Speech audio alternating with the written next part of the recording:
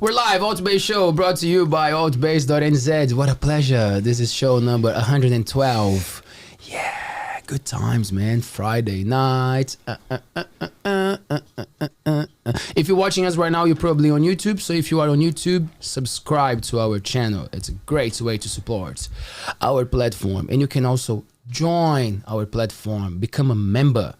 So you donate $5, $10, $15, whatever you want to donate, and you keep us growing. You support our platform to keep bringing more interesting, beautiful faces, to have a chat, to have a corero here in the beautiful Tonga. If you are more of a listener, make sure to check our Spotify, Apple Podcast, Google Podcast, Amazon Music profile, where you can find all the chats, not interviews, chats there. We're also on Instagram, Facebook, and TikTok. That madhouse called TikTok, we're there. So you can go and follow us there and check out our clips.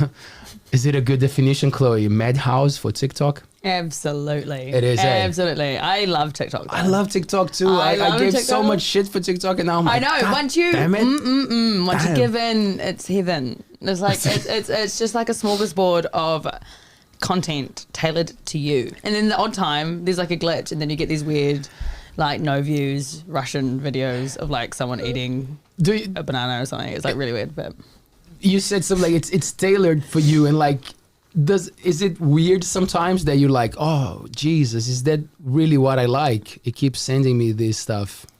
Sometimes it like rocks me. Like, I'm a bit like, I'm like, yes, why? I'm not alone. Yes. And the terminology that people use is like, oh, are you on that side of TikTok? Like, and so it's a bit like, oh, no one's on this side of TikTok, and it's like a whole trend to be like, haha, if you're seeing these videos or the sound come up so often, it's only got like 2,000 videos or like 200 videos, so it's actually a niche and it's not super popular, and people are like, what? Wow, so there's even like an alternative way of TikTok now. Yeah, like always.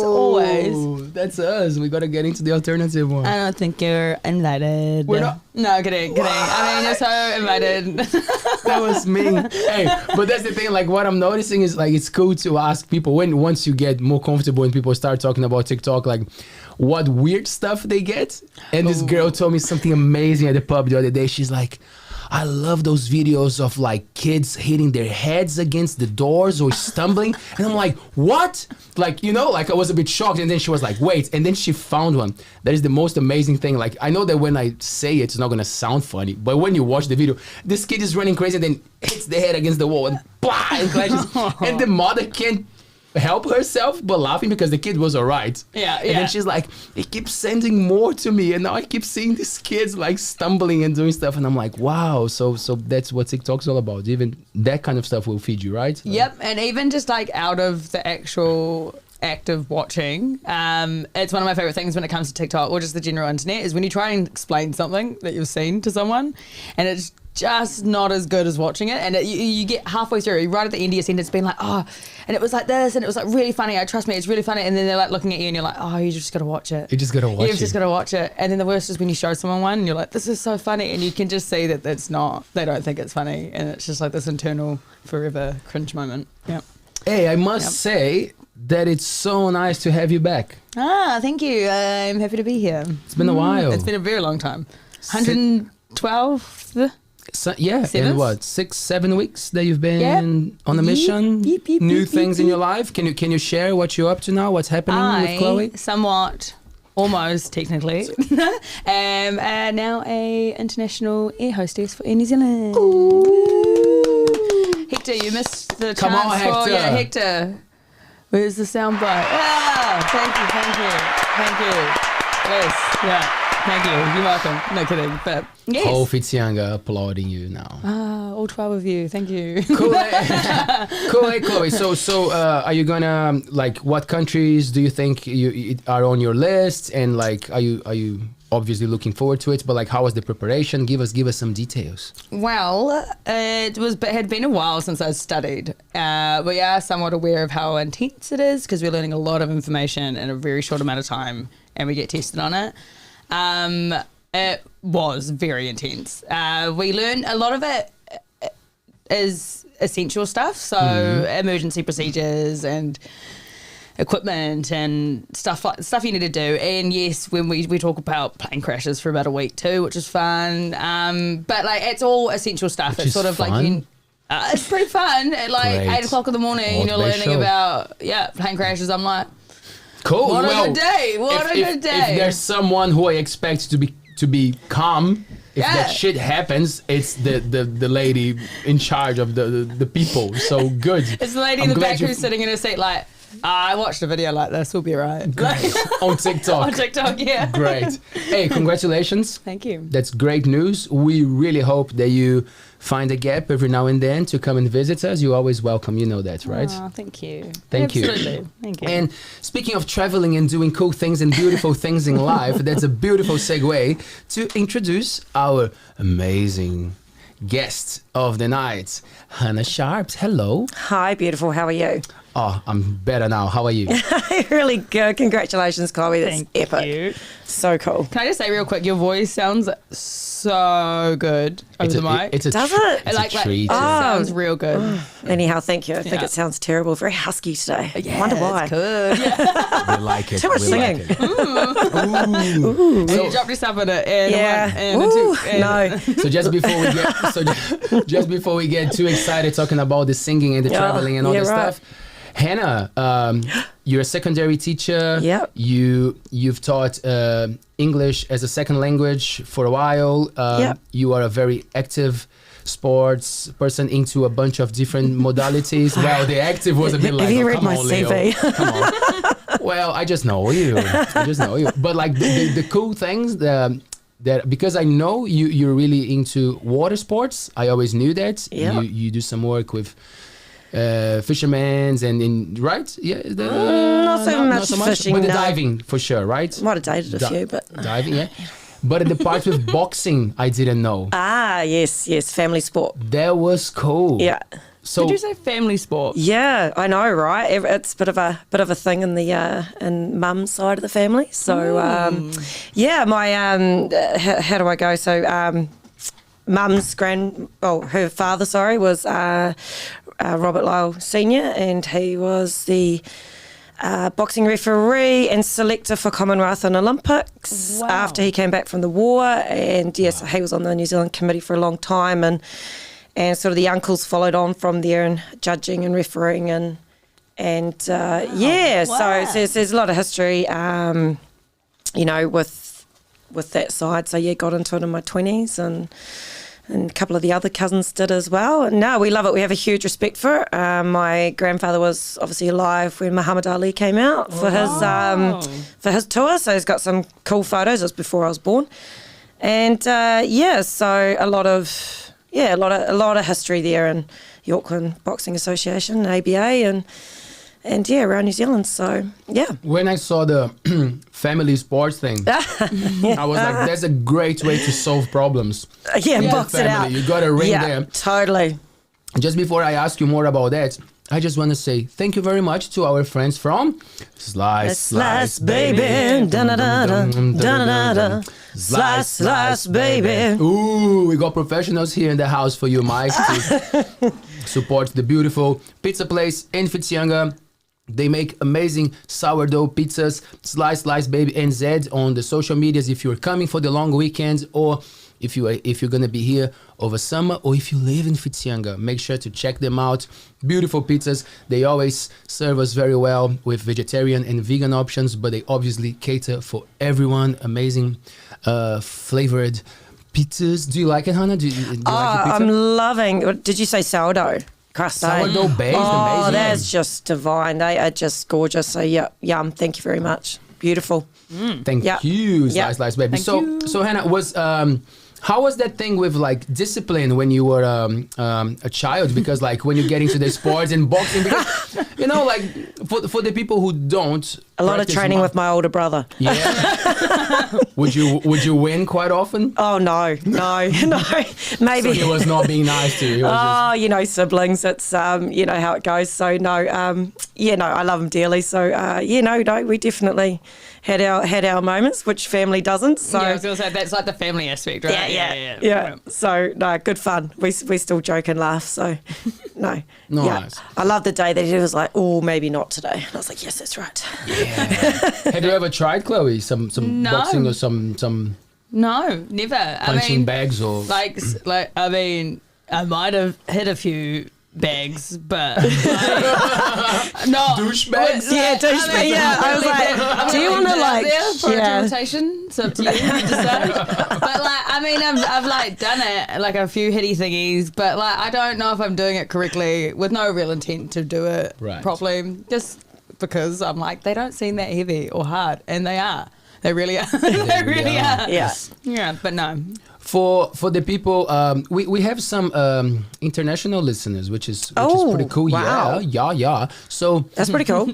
tell us a little bit more about like the place where you grew up, Tauranga. Now that we have people watching the show, we had Camilla that you were talking about before. Love Camilla. She's gorgeous. Camilla Lenhart. She's always playing in the mountains. So just tell us a little bit more about like how important it is, all that like the experience with the sea and the water sports. Then how was your upbringing? My upbringing. Oh goodness, this so feels like a job dive interview. with It's like Share the things that you want to share. No, That's the cool there's thing. a lot coming to my grave, Leo. So we're just keeping it clean tonight. Tauranga. Yeah, born and bred. So grew up there, and always around the ocean. Obviously, family into sailing and fishing as well. So beautiful upbringing. Obviously, I was brought up in the days where it was the old sound show was at Leisure Island and the good old days. Now it's like mini Gold Coast. I'm starting to feel really old. I remember those days. Bring back the sound show. No, it was really cool. It was a cool place to hang out, see a lot of concerts and things. So great upbringing, obviously surf lifesaving and surfing and diving and everything. And, it was, good upbringing. Yeah, it's all good. How did you get into the diving? How did I get, I was probably about 17, 18 at school. And they sort of bought, now they're doing a lot more. Obviously, you got your marine academies and things like that up here. It was just a one-off sort of get you open water. And it was in my final year of school. Stuck it out to year 13. Woohoo. Tried to. And, loved the diving. And then basically just fell in love with it. I was like, all right, I'm going to go teaching. Not sure what I want to do.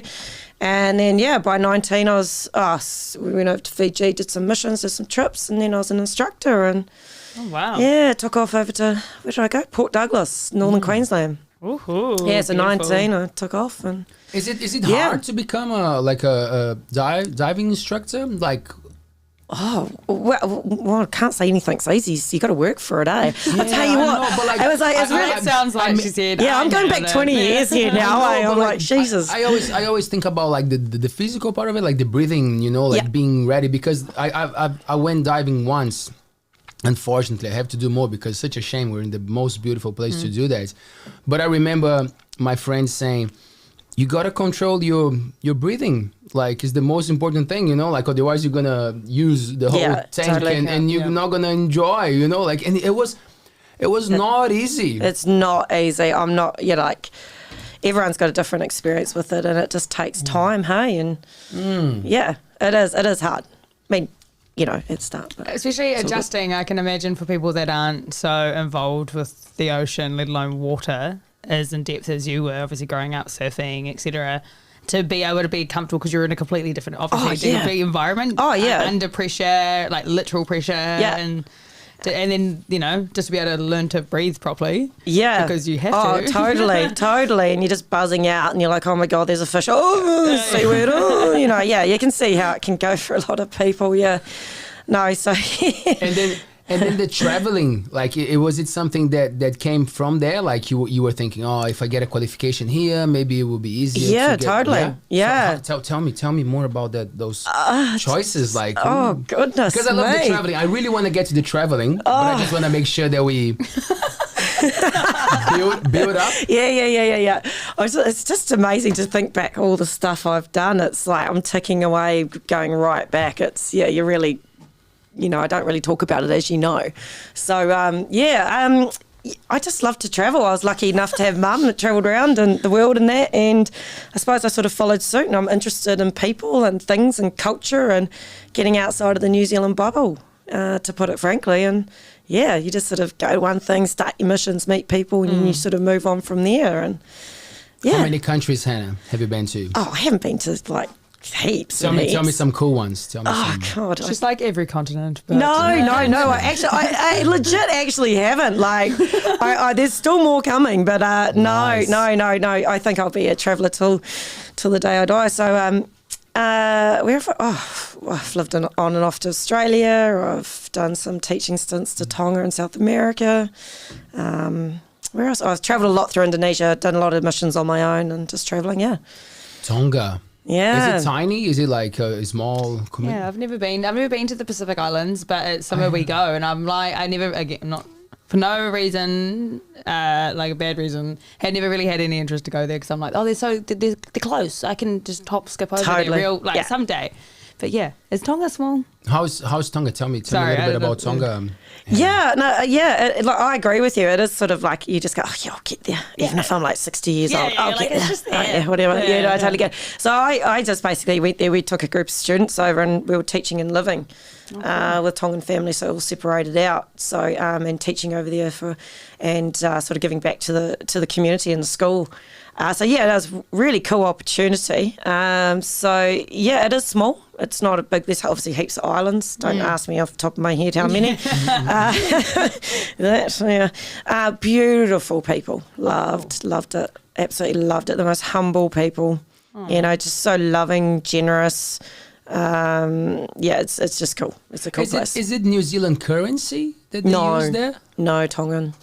From when I went there, unless it's changed. I think it's Tongan. It's Tongan. Yeah. And English main language, and then they have like some language from there, like from. Yeah, they speak Tongan. Yeah, Tongan. Yeah, Malola. What is it? Malolele Fifi Haki. I remember that one. Hello, how are you?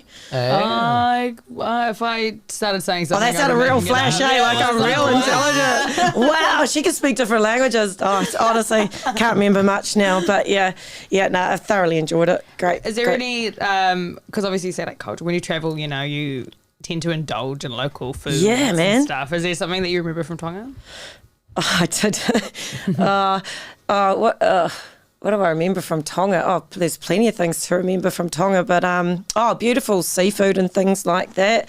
The food's pretty basic. I'm not going to say it's overly flash, but it does the trick. You know, it's beautiful food, taro and pigs and things like that. It's all good.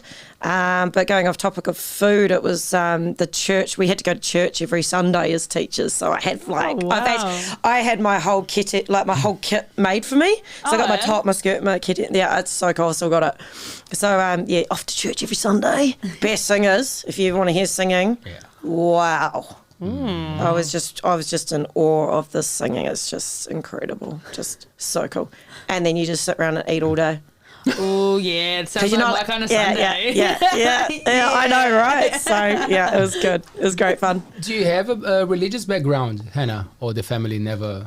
No. I think my grandpa would say, no offence to anyone, but Sunday was day for sailing, you know.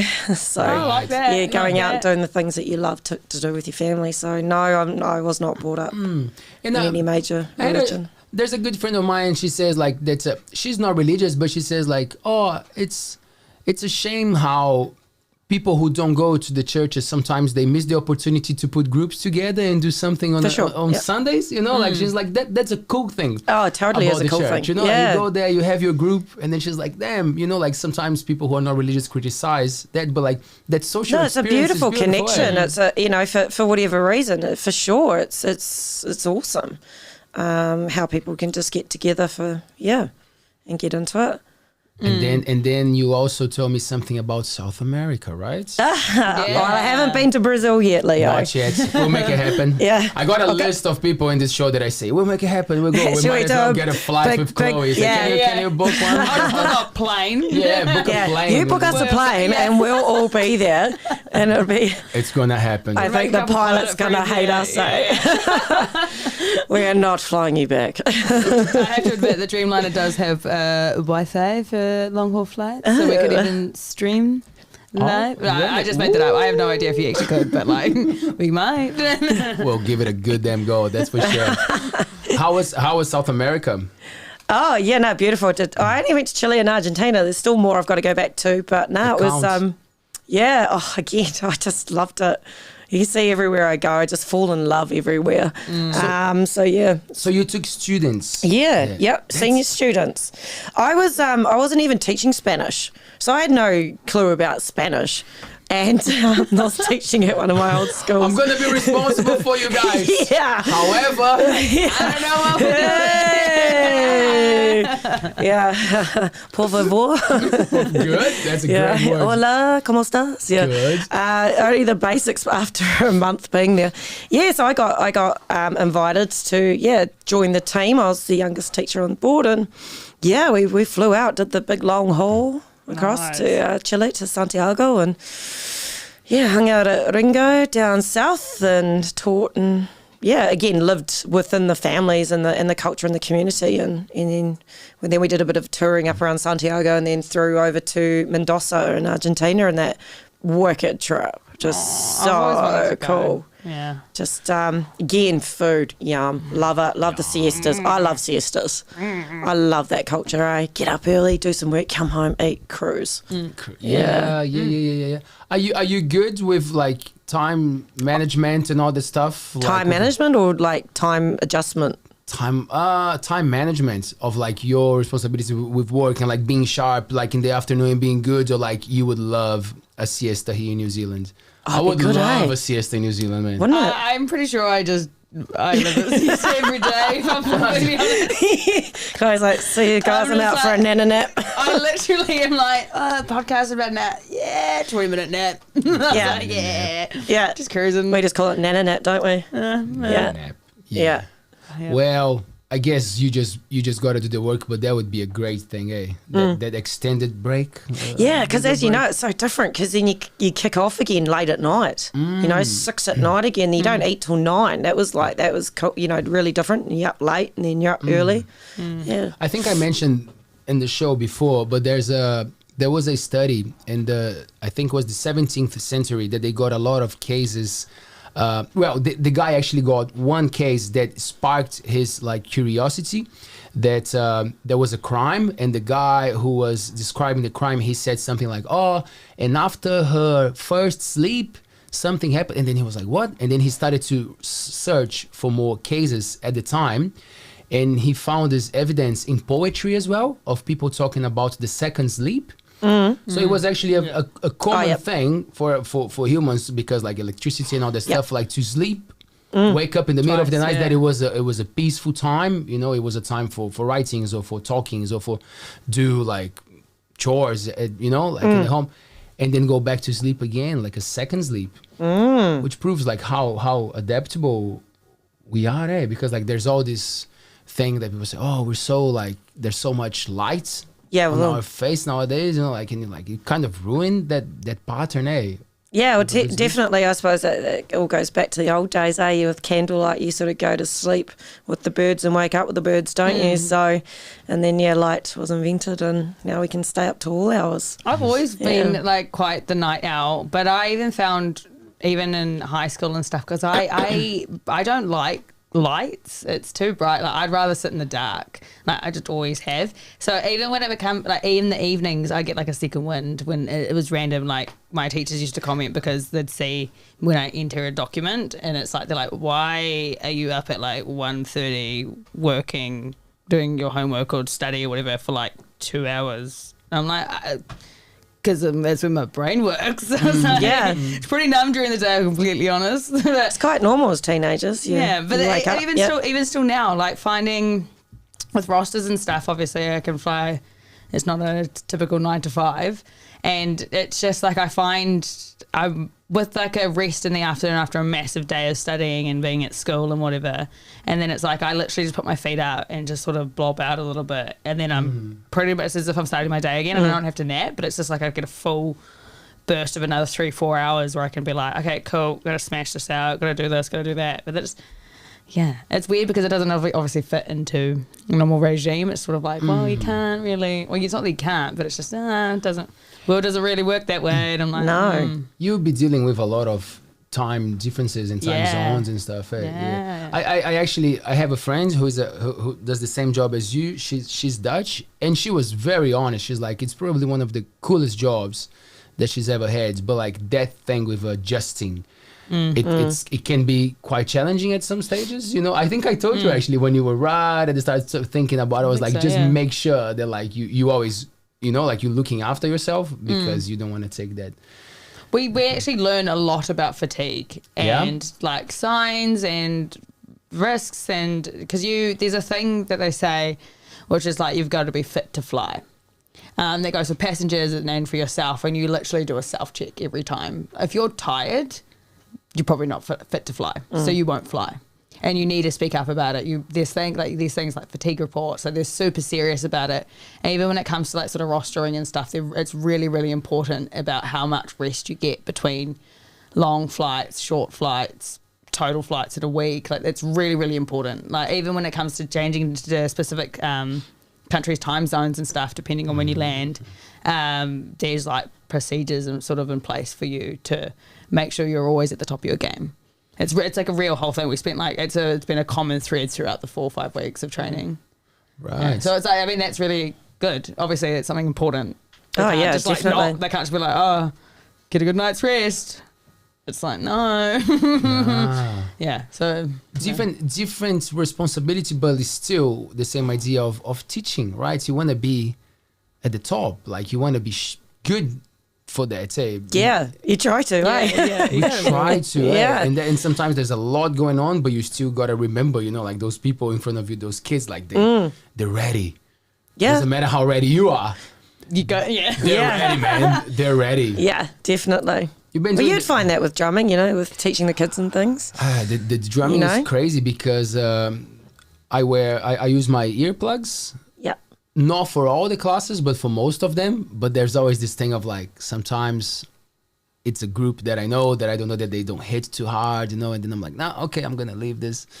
I'm not going to use them. And then I'm adjusting the drums, and then like that random cymbal comes like, psh, and then like, it feels like it cuts through your head. Just like, and that's a great meditation moment. It's a great like, it's fine. You're getting paid. Yeah. It's fine. It's fine. They're going home after this. It's fine. You don't, you have to It's only 10 more minutes. don't have to love them. Just gotta teach them. Be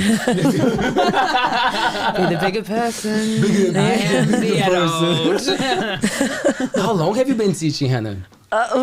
What, like secondary? Or, Yes.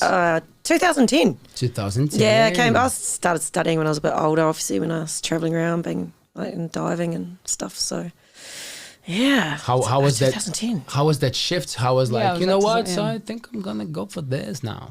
Yeah, I was definitely ready. That's why I think, you know, with just in general, you can, like, you know, with the senior students, you can kind of get it. Sometimes you just don't know, you know, when you're 18, 19, so you just need to go out and explore. Do your thing. You know, do your thing and explore it. And people might debate, you know, it's just depending on that family values there. But, yeah, getting out and knowing yourself and sort of growing up a bit and connecting with yourself a bit more in the world. And, yeah, so I was 23, 24 when I started studying. Yeah. Yeah, so, yeah, just... What was it like? Did you, assuming we're super close in age, obviously. But, We so are. what was it like deciding that you weren't going to be uni bound in your high school years and stuff? Was that something like socially, were your mates uni bound? Yeah. Was it a common thing for people to go do Oh, what you did? definitely. So you can probably guess how old I am. Definitely came from the old school scene. 22. Oh. You exposed yourself. Still get ID'd. I'm happy about that. Yes, Leo's seen that improve. Living form. She's like, did you just get ID'd? I so did. I'm rocking that. Yeah. Go on, do Double it. Yeah, check. do it. It's real. Yeah, and they're like, oh, jeez. It's that aftermath. They didn't realise you're nearly as old as me. Yes, I am. I know your dad. Yeah. All you get from the kids, you're as old as my mum. I'm like, yeah, I know. You are sitting outside. No. Yeah, no, I love them dearly. Yeah, so Just totally lost my. Sorry. Yeah, what were we talking about? Transition. Being like university. Oh yeah, no, Yeah, that's like a thing. Yeah, no, it was. A lot of my friends went off and took off to Wellington and all the big universities, and I just went laters. Yeah, I'm going this way. Sorry. Yeah. See you in a roundabout. Yeah. So that probably wasn't so common. Oh, okay. Yeah. Most people, but then again, a lot of my friends. Actually, I don't actually know if many of them are still in the industries. Just sort of, you grow and develop and you move through and you move forward. So that's totally cool. But they're all very, very cool, successful people. So, yeah. No, yeah, I just was always a bit like that. I always like, oh, what's the next adventure? There's something else. Like I love that seeking of adventure and sort of putting myself out there. Yeah. Yeah. Oh, cool. Even though it scares the crap out of me, or like tonight, as Leah. Yeah, here I am talking to you guys and our international friends and everyone. So yeah. Have some wine. Yeah, I love my wine. There you go. I say that? Merlot. Yes, I love Merlot too. I mean, it would have been weird if you didn't say it, as you were like, you say, oh, I hate wine.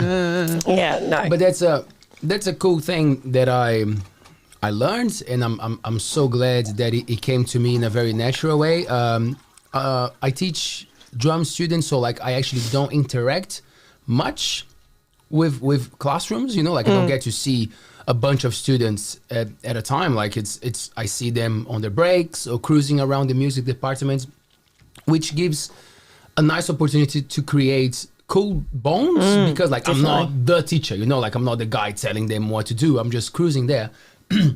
And so many times they chat because I'm from a different country, so probably like they just kind of like, oh, what's up? Like, did you follow the same thing that people expect us to follow? And I said it once, and like the response was so good from the student, and I'm like, cool, this is a good thing to say. I always start with like, I'm still not too sure what I want to do with my life, but not in a bad way, in a good way of like, I'm always happy to realize that I can do something different. Yeah.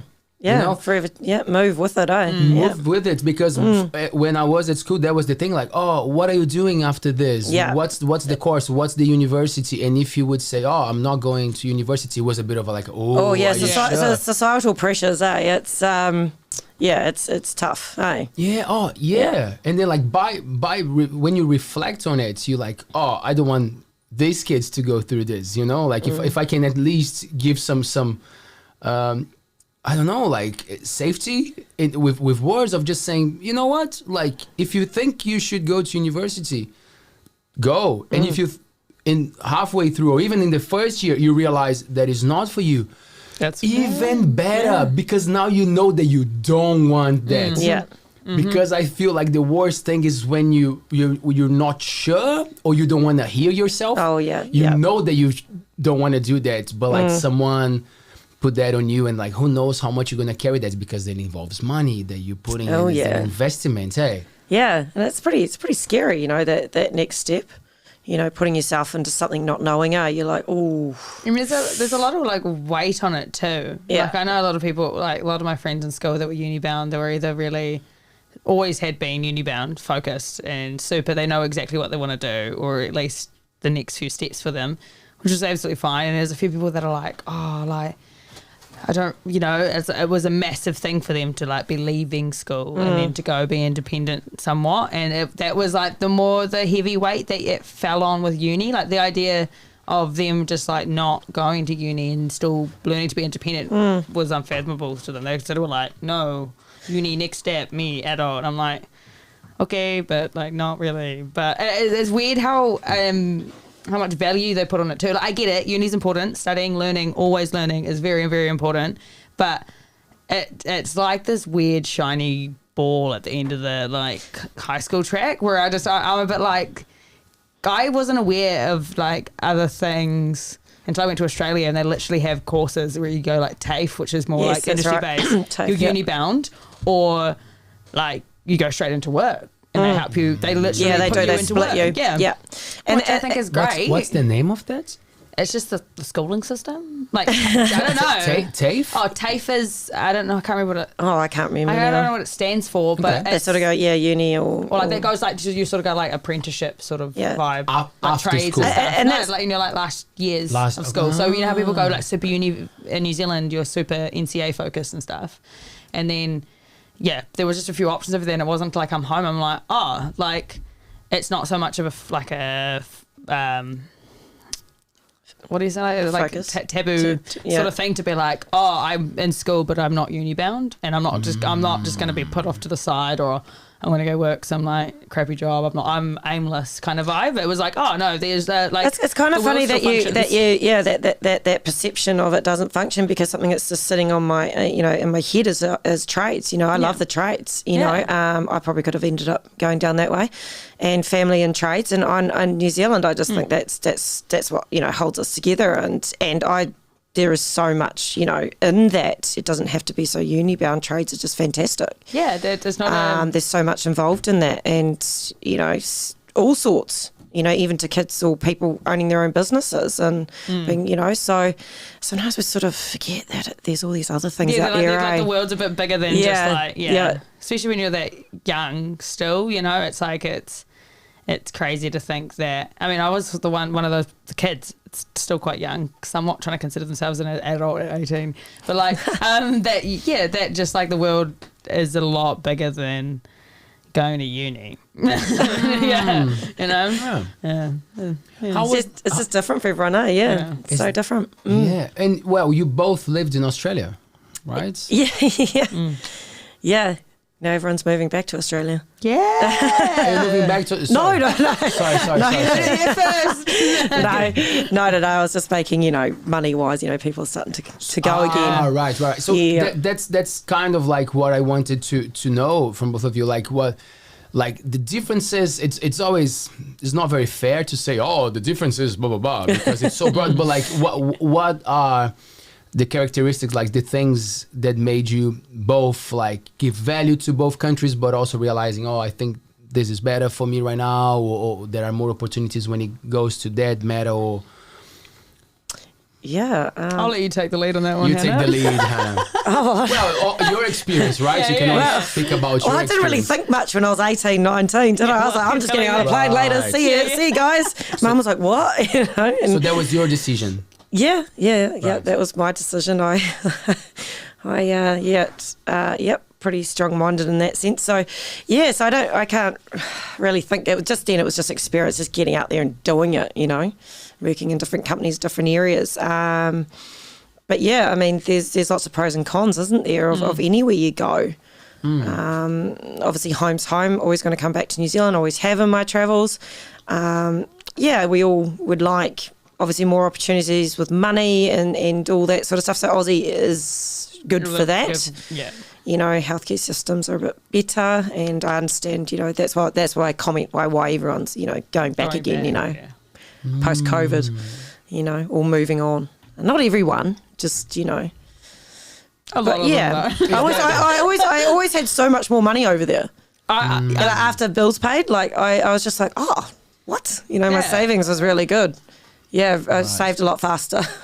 Tax returns were great. Oh, yeah. Remember the tax returns? You covered my two massive points was wages. At my age, working in hospitality, I could clear, like, I may say this now, and I'm like, kind of look at myself because I'm so broke right now. So like, donate to me. No kidding. But is that like in a weekend, I remember when I was working this place and I could probably make the same amount of money someone my age in hospitality working minimum wage in New Zealand at the time could make in a week. But then like the money is better, but also when it comes to like buying a house or buying things, as you said, can you still save? Yeah. To look ahead and plan things? Because New Zealand, I don't know, it seems like that it's getting quite hard, like to project, like to go to a plan of like, oh yeah, I'm gonna pay my house by the time that I'm 40 or something. I'm talking about young people kind of like looking ahead.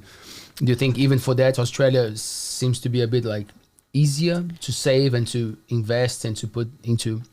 I might not know like whether too much about it, but my first thought would be that it's because it's a sort of a larger company, there's more land space. therefore more houses, so more variety and price ranges and what's available. Whereas in New Zealand, like, I mean, everything's expensive right now, isn't it? Yeah. So like over there, obviously they've got the hundreds of millions of dollars of mansions on the water, like on the lake and on the estuaries, etc. But like they have perfectly fine houses elsewhere that are for, you know, I don't know. You know what I mean? Like the variety, it's just because it's larger, you got more of a more opportunity. Yeah. I'm kind of that more opportunity thing. Yeah, I mean, agree or disagree. Yeah, it is. Yeah, there's pros and cons. Like I'm not going to say one's better than the other, but just money wise, it felt easier shopping. You know, I remember going to get all my fruit and vegetables, and used to go down to like the markets, and you could get like, I don't know, like lettuces for sort of 70 cents, and you know what I mean. Like it was you'd go there and get all your fruit and vegetables. It was always packed. You know, like to be able to eat healthy. Yeah. You know what I mean? Like there was those markets that were just full of goodness and all these tropical fruits too, which was great. So dirt cheap. It was just dirt cheap. It was just crazy. I used to so overspend, like come out with massive boxes, and then the guy I was with at the time, I totally didn't eat all of it, but it was just things like that. It was just more affordable. So you could. Yeah, when I was vegan last, I was living in Australia, and I found it very easy to be like raw vegan because of the availability and how affordable it was. And it wasn't until I moved home I was like, I can't really. This is a bit expensive for me to be able to like live and eat the way I want to. On my budget here in New Zealand. I'm like, wow. And then I also had like lamb chops, and I was like, bye, I'm not vegan anymore. But but yeah, no, there was a whole other thing too, which I don't know what it is, right? I don't know what it is, but maybe it's just the accessibility as well.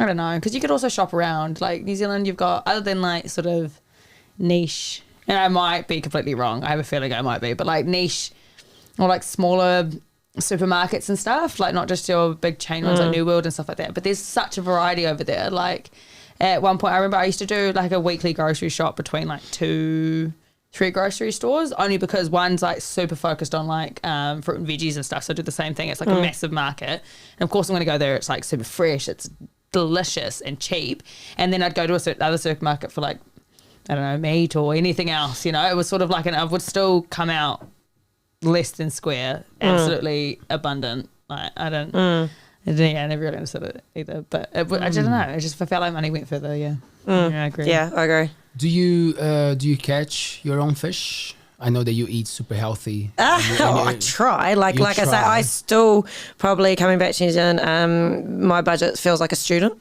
So I feel you're paying, Chloe. Oh, cool. Yay.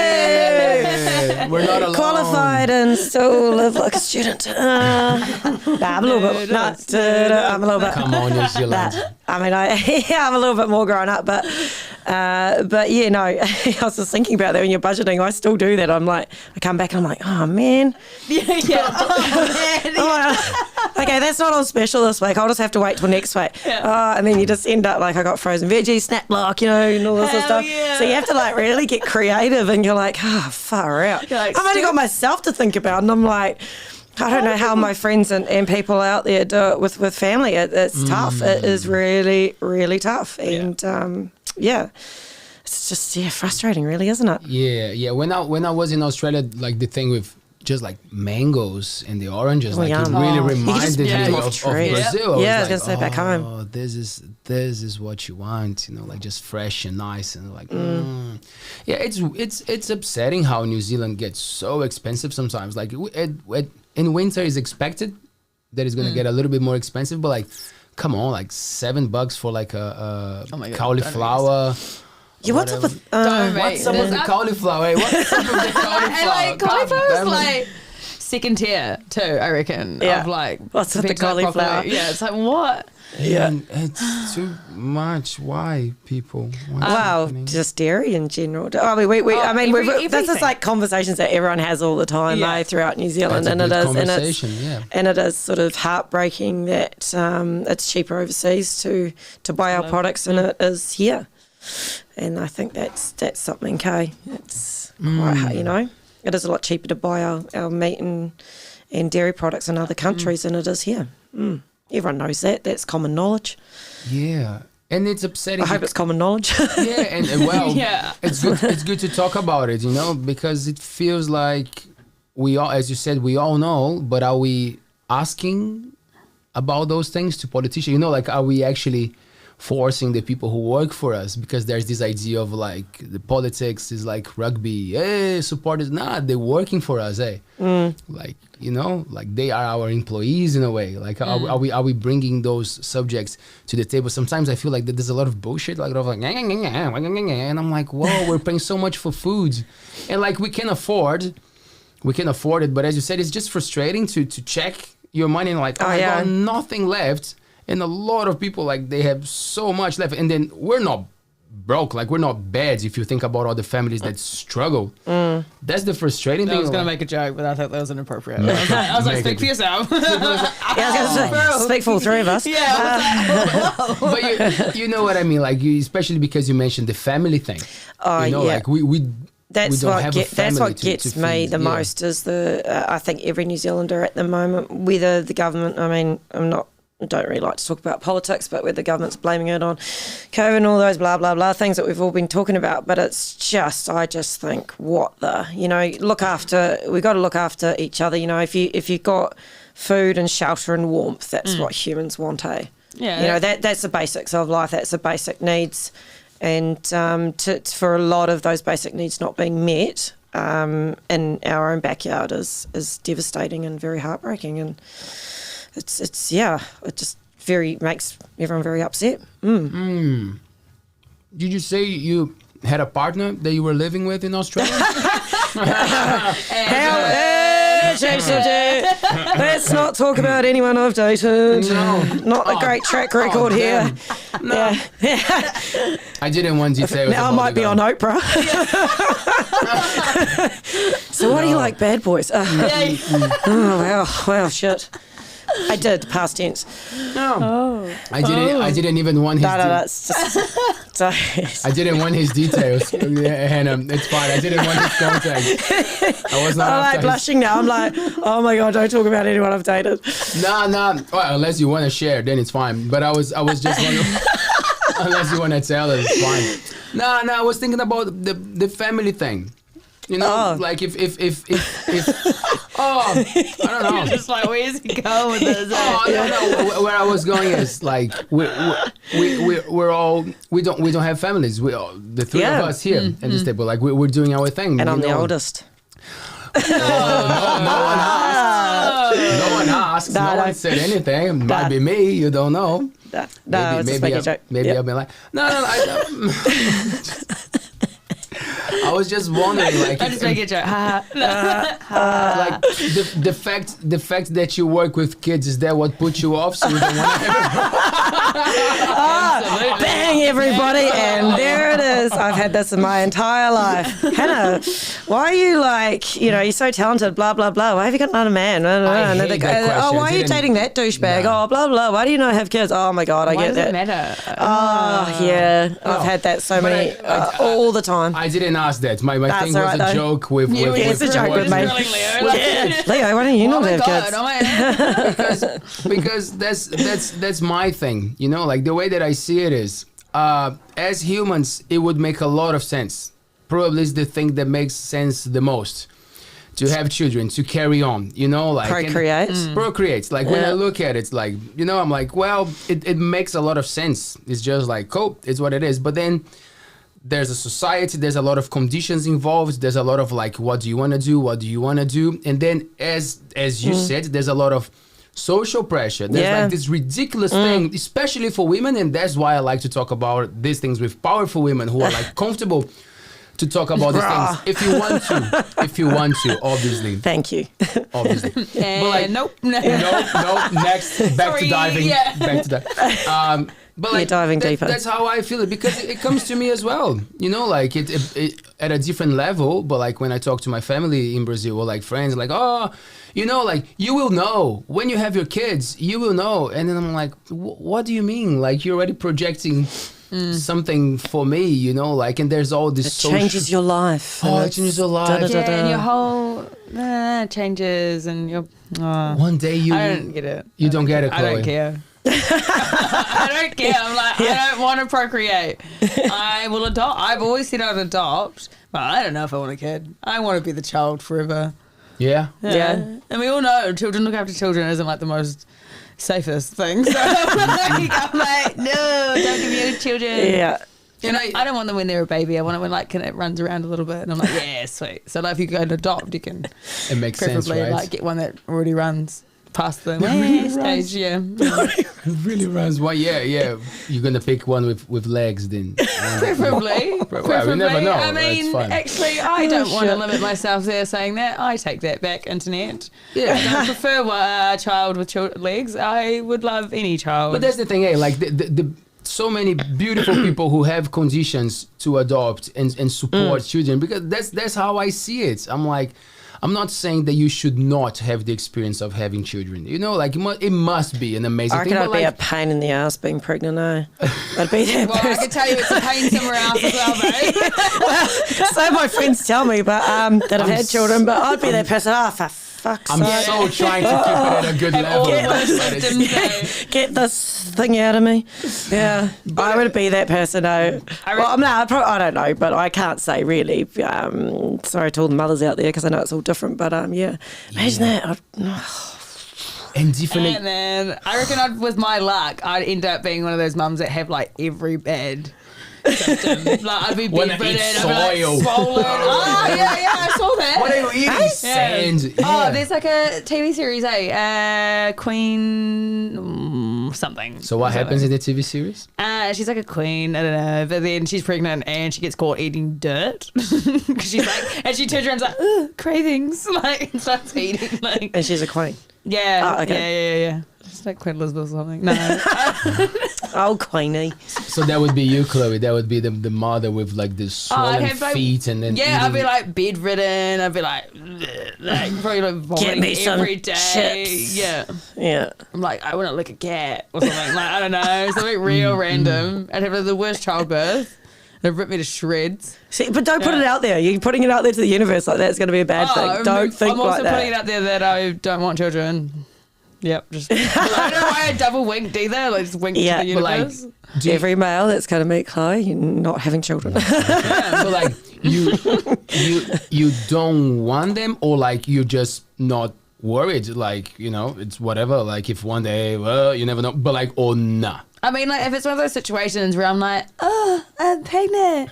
Look, husband. Oh, so happy. Well, then it's gonna, oh, well, future Chloe's gonna be stoked goodness. as. But if it's like, yeah, I've never had any interest. It's like weddings. I was never that girl that like imagined myself in my wedding Nah, dress. just a big party, I was just like, why? Yeah, why do man. I have to spend money on hosting you guys? You're celebrating me. It's like birthdays. Like, why aren't you paying me to celebrate us? Like, I don't get it. So Yeah. no, I have no real interest. I like children, but just probably not my own. Yeah. Yeah, there you go, settled. Babysitter for life. I am the auntie. Yeah, I like the teaching experience because of that, I would say. I don't know how you see it, Hannah, but like I like the connection. I like Yeah, to be well, there. I love teaching, obviously. I love anything I'm teaching, as you know, from my past. So it could be all sorts of things, just a connection with people and stuff in general, and knowing their story. Yeah, like I say, I get that question all the time, like, oh, you're going to have kids, and why haven't you? I don't have an answer. I never have, never will. Ask me another 10 years, probably still say that. Or it might have changed. Look, I don't know. It's just, it is what it is. I'm not happy and not sad. I'm just, it is. It's just, It is what it is. Yeah, Yeah. I feel exactly. And the same. there's never been pressure from my family at all to be that, you know, one that has all the kids and stuff. I actually thought my brother would, but he didn't. So I was like, damn you, you know. And then it's sort of, and then Mum was like, yeah, she's probably not going to have kids. Hey, but I had this conversation with my sister. We were like, oh, because my parents, they owned a function venue in Brazil for 25 years, which was specialized in children's parties. So like children's birthday parties. Like, so That's just awesome. I know, right? Yeah. It sounds like torture. Look what happened. Sorry. Look what happened. All right, you were conceived there? Oh, no, I worked for them. Your parents, you worked for them. Oh, yeah. How do you call the castle? I was like, did your parents like conceive it? This is sounding really. What? I don't know what happens in Brazil team, but Leo. How do you call the castle? The bouncing castle. Bouncing castle.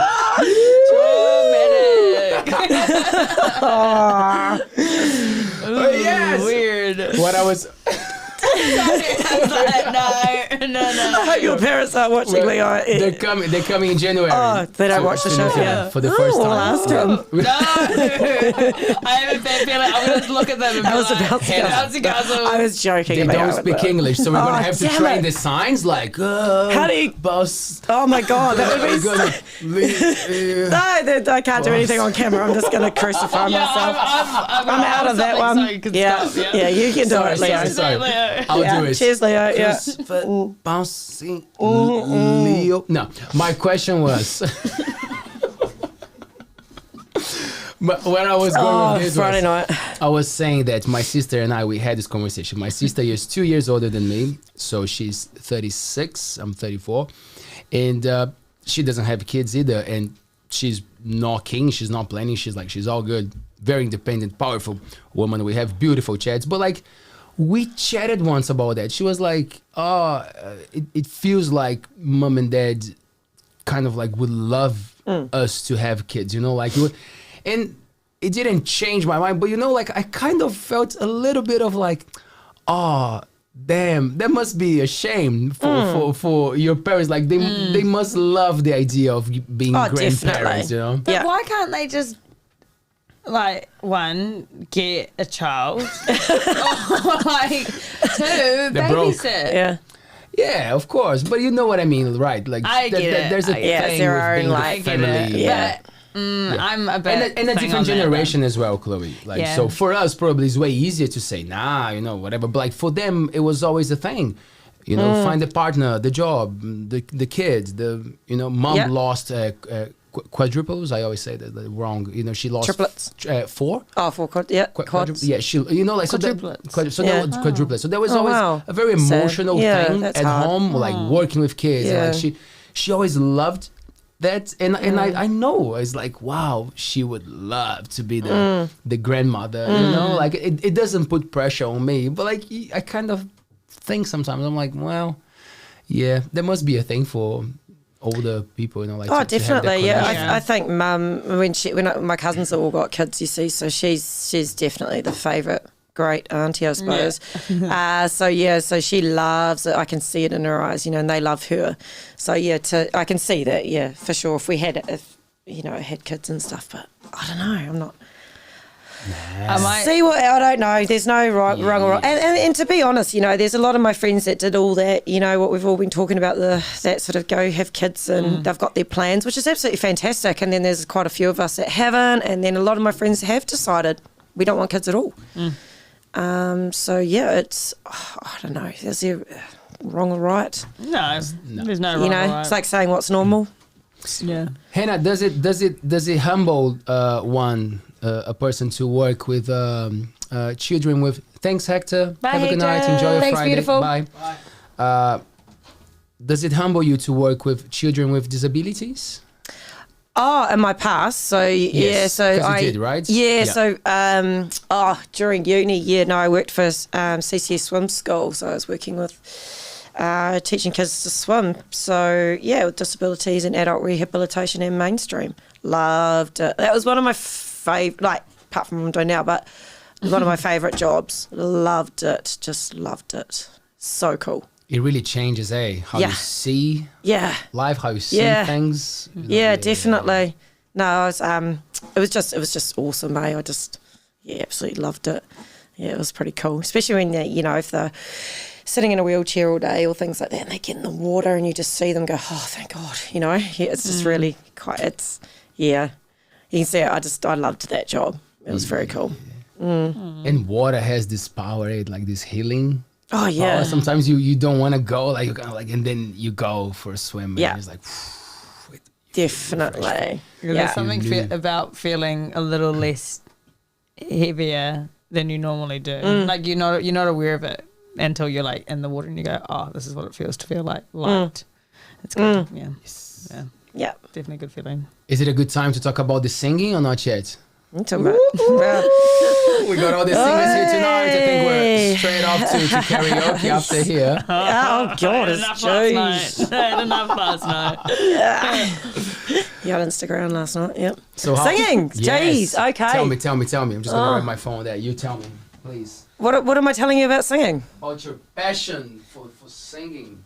Tell us where How it started, good you are. dude. Did you grow up singing in the choir? No. School choir? Oh, I might have done choirs and stuff at school, but no. I never sung it. I never sung, never sung in public. No. I never did like productions or any of that at school.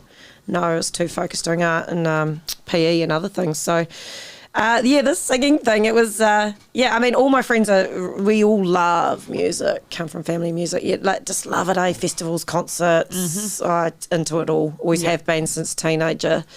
So, friends back home are musicians. We used to jam, but I never sung with them, apart from house parties. You'd all get up and sing, but it wasn't until this one, Leo and Stu, don't. And Graham, wasn't it? We sort of continued on, and I don't know, we got singing one night, and then somehow they were like, you need to come and join the school staff band. Woohoo! Yeah, and it took me a long time to do it. So these guys are part of that journey of getting up and singing a bit more in public. How good, Hanna, to just put things out it still there gives me the and just shits. But it's great, isn't Like, it? Come seriously, on. it's scary as hell, eh? Like, I'm not like you, you this is your thing, get up and drum and you just like rock and roll all day. And I kind of like just like be in the back, background just rocking away. But when you're like the person in front of everyone, oh my God, it's scary. Yeah, it's such a beautiful thing, and we had a chat this morning about that, like of how sometimes we validate the person in front of us. For sure. We know, like, we give beautiful compliments and we see all the beauty in our friends, but it's hard to do that with ourselves. Yeah, because you're so, like, the way that I see you, like, so powerful, and you trust yourself and you're out there, and then you come to me and say, I cannot sing in front of these people. I don't know what I'm gonna do. And I'm like, fuck, you're Hanna. Like, you're the most, like, confident person ever. How can you not be comfortable with singing with people? And then, like, of course, because it's our own experience. Like, we know what's going on with us. Yeah. Like, the other people, you just see them at the best. Like, you cannot see the shit that is going on. Yeah, like the internal definitely. thing. So it's interesting. I know, and it's crazy when you go through that internally, like psychologically, you're like you say, you, all those things, and thank you for your kind words, and then it's sort of like, and then you're like, and then you get stuck in your head, and you're like, okay, hang on, I got to get my shit together here. Pull your big girl undies up, suck it up, and do your job, sort of thing, and it's really teaching yourself to just get over it and have fun. Yeah. And I think if I see it more in that concept with the boys and that, just have fun. Yeah. Just have fun. And then I'm like, oh, well, sweet, we'll just have fun. And then it's just becoming is still a process easier. Oh, that's Easier. awesome. But yeah. One If there's too much pressure on me, I can't stand it. I hate that. It's like it's almost doubled or intensified the pressure, because it's like, okay, I'm performing for these people. I want to be entertaining for them or whatever. Yeah, but and it's also and there's what you're performing saying, and entertaining. I don't know how you feel about that, Leah, but they're two different things to me. You know, like no, you know what I mean? Like, you perform, sometimes it's a little bit more like, it's very, but then you're entertaining everyone, drawing everyone into your world, into that. Yeah. One tip that I got from a great musician and like really stuck with me, he said that's more of a band situation or a duo when there's someone else on stage with you. He was like, make sure that you are interacting with the people on stage. Yeah. You know, like, get good advice for me. Get the vibe right. Like, look at those learning. people. Like, be with them. You know, like, look at them. Love what they're doing. You know, like, because if you're thinking too much about the crowd, what's happening, then it might interfere on what you're doing. But like, when you're there, you know, like, look at the drummer, look at the guitar player. You know, like, feel it. Like, if the guy does something cool on the guitar, acknowledge that, because that's when the entertaining part comes, you know, like, for the people watching you, they love the show that you're putting, you know? So like, oh, look at Hanna rocking, and then she looks at the drummer, fuck yeah. And then you're like, You got to admit, like, when you watch people and you're like, oh, he's going hard, like, he's thrashing out, like, you see them enjoying themselves, and it's like one of those simple things, like a smile, like, when someone's happy, it tends to spread around the room, and you're like, oh, she's absolutely thrashing it, she's enjoying herself, and you're a bit, like, hyped for them. Yeah. Like, because it's the same with like sports, I would say. Like if you see a human body doing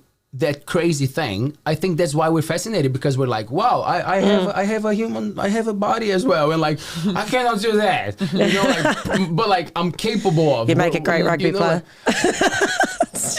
If I start now, just joking. I can run, man. Yeah, I was Sorry. just joking. I can run.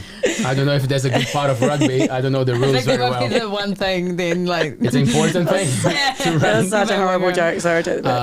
You never know. Maybe I'll give it a go. But like that thing with watching people thriving, doing great stuff, it's inspiring, isn't it? So like that's the music thing. That's how I see it. I'm like, oh, I actually, the easiest thing for me is to have fun doing this, and that's the part that people love to watch. You know, like when I made sense of that, it became much easier. I was not like, of course, that's when preparation comes as well, because if you know what you're doing, then you do it right, then you're relaxed. You're relaxed because you know it. Yeah. You know what you have to do. And that's why it was cool when I think you came to the studio and said, oh, can you give me a hand? Like, can you help me to prepare for the competition or whatever? And I'm like, Oh my God, that's that's it. right, And I'm like, that's cool. That totally wasn't meant to be in it. Because it makes, no, but like it makes 100% sense, you know, like you're prepared, and then you can relax to do that. You're comfortable, and then the fun comes up, and you're like, oh yeah, I'm here to have fun. That's why I do this. Yeah, and that's what I mean, changing that psychological concept in your head. And that's quite challenging when you know what I mean. Like you love and support of your band and you guys and that, but you have to change that for yourself and going, oh, what if I like fuck up this song? And you're like, oh, I'll just wing it. You know, you got to really, you know, it's good learning curve. Yeah, and I think it's something you can apply to lots of situations too, because then you learn to sort of trust yourself. Yeah, which I think is important. But also, it's important too, and in the industries that we work in, is like we still get scared. You know, we still feel those feelings. We still get anxiety. Oh, that word anxiety. But, you know, you still feel those motions of things, and everybody else does as well, and having that empathy, I just have a weird side question. So, have you watched the movies like Step Up? Like the dance movies and stuff? Yeah, it's old. What's his name? Moves and stuff. Is that Magic Mike, dude? No, but maybe. Is it? What's his name? Channing Tatum. But it was like a dancing movie. Like, Leo, did you ever have this, Taylor? Which like one when is you this? watch like dance movies. Is it high school? I don't know. Yeah, I know the dancing like one dance you're talking movies about. or something. Yeah. I always had this thing as a kid where I was like, I could watch like a dance movie and I'm like, I could do that. Oh, and then yeah. but then I would, for weeks on end, practice like dance moves and stuff. Same thing if I'd watch like Jackass or like Nitro Circus, I'd be like, I could do that. And then it's like, no, you can't. when you fall off your bike. Did you guys ever have that? Is it like a international? Is it a worldwide phenomenon? Jackass? Or just like you see someone do something, I'm like, I could do that. I can do that. And you don't know that you can until you fail. Well, I won't put myself on the Jackass, but I don't feel like some of the stuff they did. But I'm sure there's probably moments in my life that might have been close. But yeah, I kind of get your concept of putting yourself right out there, like, oh, I could do that. Yeah, you're like, I could be like this amazing hip hop dancer. Yeah, and it's like I am until you realise you're not, and you're like, but like kind of. But that's the thing. You can, like American Idol, you know, like, every time. But I think and that's one a good conversation that I have with Stu and a lot of artists, you know, friends of ours, because there's always a thing with, you know, we all gotta eat, right? So like we live in a world that like you gotta put yourself out there to make money to survive, and then the arts kind of sits in this very complicated space where it's great for your mental health, it's great for body, for mind, for everything, but like if you're gonna take it seriously, you gotta make money out of that thing. And then like how do you find, you know, like the right way to approach how to charge, like how much do you worth it, are you worth it, you know, like to charge for some. And that's it kind of connects with what you're saying, because people see a musician playing like or watch a gig and like they clap, they enjoy, but like it's not everyone who understands that person has been practicing for years, man. Yeah, it's a the long same time. with us. It's the same with a sportsman. Like, funny what you said, because like in my mind, I'm the best soccer player ever. I'm the best rugby player ever. I don't even know the rules of rugby, but I look those motherfuckers jumping and chatting, bah! And I'm like, bah! I can do that too. No, I cannot. But not because I don't know how to. It's just like I never practice. I never put the hours, and that's when the appreciation comes. So when you put yourself out there and you suck at something, I think sucking at things, it's so good. Yeah, it totally is. Yeah. I'm horrible at this, but I'm gonna give it a go again, and that's where it lies. It's on the details. Absolutely. Are you gonna do it every day? That's where the problem is. If you do it, you're gonna get there. But like, if you just say it, you will. Then not gonna happen. Or just, what is it? Jack of all trades, master of none. Love it. Yeah. I'm like, I could do that. Find out I can't. Oh, something else. But I can do hey, that. but guess what? You tried. Yeah, exactly. Now I know I can't. Because that's the other thing, like that that ability to actually put yourself outside the box and try it, even when you do suck. You go, God, I have no bloody idea about this. Oh well, like tonight for me. Yeah. I'll just do it. You're like, this will make a funny story. Not really, but What sports for you were challenging, because you're into so many of them? Which ones do you remember they were like, fuck? It's probably more like I just didn't enjoy them. Like I respect obviously anything anybody does, because I don't really like hockey or soccer, any of those sort of things. But I think they're both Chloe's favorite sports. Oh, you sorry, just said. sorry. Yeah. It's probably It's just like, whoops. yeah. No, I mean, no, they're good. No, it's probably because I just never really got right into it. But full respect to you, Chloe. No, because you sucked. No. Yeah, I totally sucked in, especially with that. I actually knocked a chick out in soccer once. She came at me and her head hit my head, and I was like, she just went, and I was like, oh well, okay, yeah, yeah, just me and a stick, probably not the best. It's always those, for the sports I've played, it's always the sports that are like non-contact sport are the most dangerous sports I've ever played, I swear. Yeah, no, they are. It's brutal. They're brutal. Hockey's brutal. Even football's brutal. Netball's brutal. Now, Now it's hectic. Yeah. I played a social this year, and I'm just there. I'm just happy to be there. Yeah, like, hang half the time out. I'm laughing and like distracting everyone. I'm like, woohoo, like netball. And then we had some extra girls in our team this once, and it was getting heated. It was ridiculous. I was so surprised. I'd like be at the other end of the court, and there's something going on down at the other end. They're like ripping the ball off each other and like flinging themselves around. I'm just like, whoa, dangerous, scary, and they're flying across the ground. It's ridiculous. The non-contact sports are the most dangerous. Yeah. I reckon. Yeah. Anyway, yeah. I haven't played netball in years. I sort of started after, went into indoor netball with the boys. So we played like mixed teams indoor, and then we used to play off the nets. Oh, would you play? Is that like fast five? Yeah, like fast five. Yeah, but that was super fun. But that got brutal. But it was good against the lads though. Yeah. Do you think it's because like now we're so advanced with like the physiotherapy and like the preparation and how we like our bodies can take so much more, like that's probably like that sports are so like high level. You watch videos from 20 years ago, 30 years ago, and you're like, wow, look at those guys, like slow and everything. But it's just, I think we're just way more prepared, right? Would that be? It makes sense, right? Like it's changed. The bodies, rules like, changed. Even recovery, like recovery takes way less time. There's a lot more out there now, isn't there, on social media and recoveries and physios and this and that. And like I say, I've sort of stay away from a few sports these days. But yeah, it has been a huge shift in it. But yeah. Have you been lucky with your journey with like injuries and all that stuff? Me. Whoa. How many bones have you broken? There's an answer. Here you go. Oh, I don't know. I broke my... yeah. A few. A few? Really? Oh, yeah. I don't do things by halves, Except my bones. Yeah. Well, it's pretty much true. If I'm going to do something, I'm going to do it. Handy, yeah. Yeah, it's go hard or go home, eh? Yeah. Do you have a broken bone story for us? Or like a big one? Gnarliest one, yeah. My gnarliest one. I broke my foot playing rugby. That was all right. Dealt with that. My wrist. I smashed my wrist to pieces. Oh. Yeah, I was. How? Oh, it wasn't even playing sport. That's the thing, eh? It's always the way when you're not doing what you normally do. We're up for a story. We're up for a treat. I was dumb story. It's really not that cool. I was living in Margaret River at the time, and me and a mate went out to check the surf, and it was pretty crap. And then so we got the long skateboards out. So I used to, long past tense now, long skateboard. And we were honing around like lunatics, and then I wasn't paying attention to anything. And I fell off and I fell wrong. You know how you normally put your hands out straight? Yeah, and I don't know, I totally cooked it.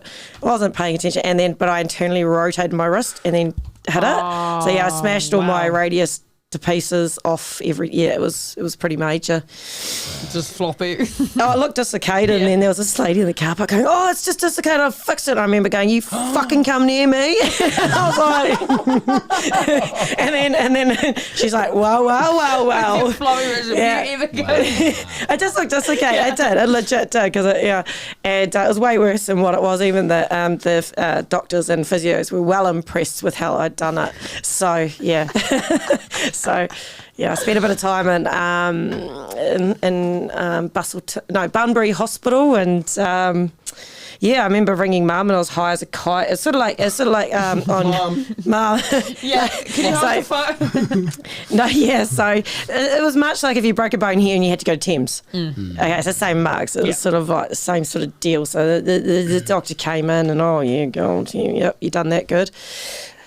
Injected me with all the goodness, and then I had to, morphine.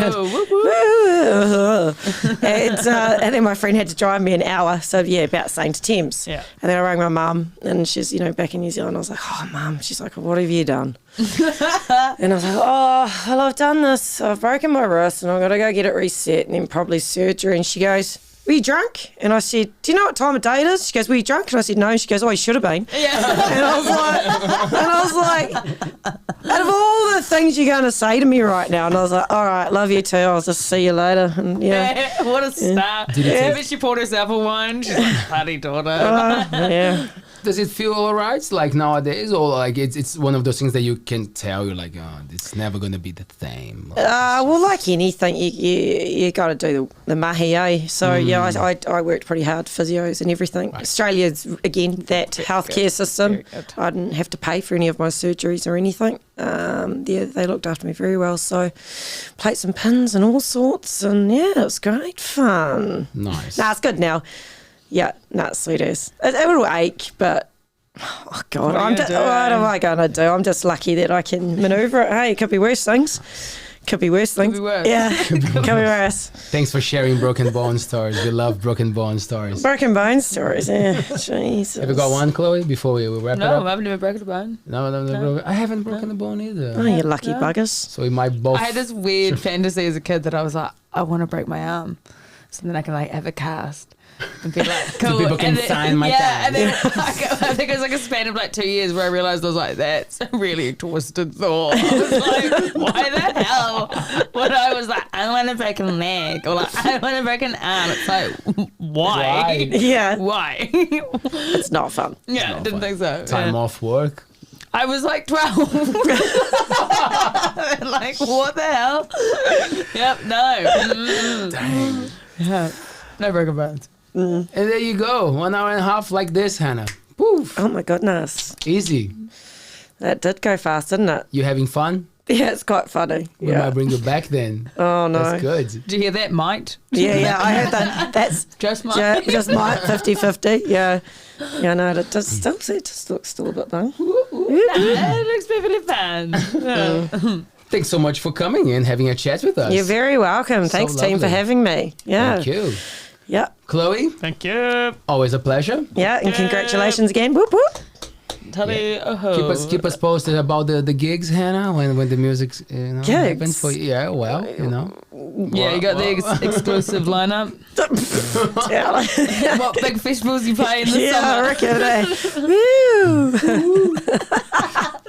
Thank you so much. Thanks, beautiful. Thank you very much for having me. Appreciate it. Thank you. Thanks, Taylor. Thanks, Papa. And for us watching us at home, thank you very much. We'll be back next Monday. It's a holiday, but we're still here, man. The mahi keeps going. I'll see you at 7 p.m. every Monday, Wednesday, and Friday on YouTube. Subscribe to our channel.